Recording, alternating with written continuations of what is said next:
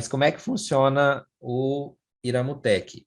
Bem, ele pega o seu corpus, que é a forma como você entra os dados, né, através de textos, onde cada texto desse poderia ser, por exemplo, a resposta a uma mesma pergunta, ou um conjunto de respostas para diferentes perguntas.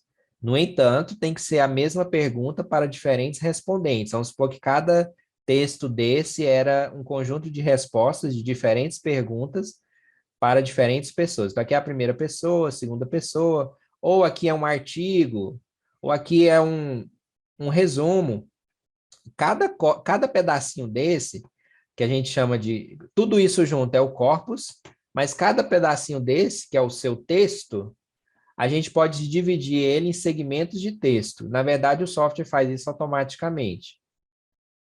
Ele pega cada texto, divide em segmentos com um tamanho padrão de 40 palavras, só que esse tamanho ele é um parâmetro, você pode mudar ele, mas esse já é o tamanho que veio no software.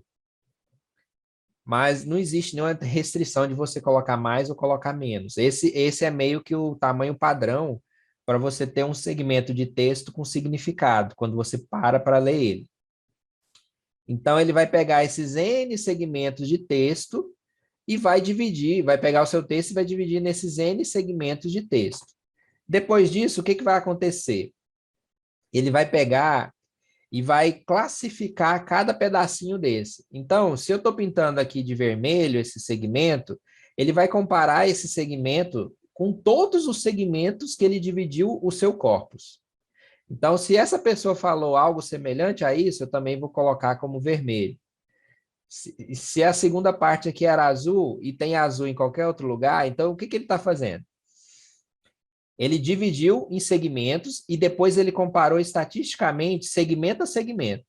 Se aqui tem uma palavra e junto com ela acontecem outras palavras no mesmo segmento, esse segmento está falando de um tema. Se isso acontece em outros lugares, significa que esses segmentos falam a mesma coisa do primeiro segmento. E como é que ele faz isso? Uma das coisas que ele faz é a lematização. Então, ele pega palavras que têm um mesmo radical, como, por exemplo, amor, amar, ele junta isso como se fosse uma palavra só, para conseguir contar essa frequência.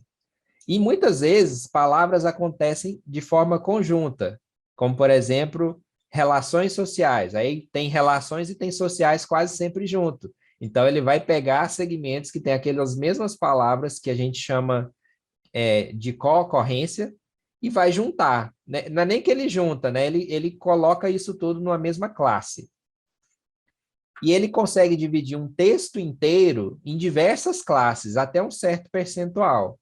O que isso significa? Alguns desses segmentos ele não encontrou semelhantes, então ele não coloca em classe alguma. Então, existe o que a gente chama de aproveitamento do seu corpus. Nem tudo do seu corpus consegue ser agrupado numa mesma classe. O que significa que as pessoas estão falando coisas muito diferentes. Ou você colocou lá um corpus que trata de assuntos muito diferentes de uma resposta para outra, o que é bem raro você fazer isso, ou as pessoas estão muito criativas na hora de falar. Elas estão falando coisas muito diferentes. Mas quando você tem uma mesma pergunta para diferentes pessoas, é muito difícil elas falarem coisas muito diferentes. Então, você vai ver que vai existir uma classificação quase automática das classes desses segmentos.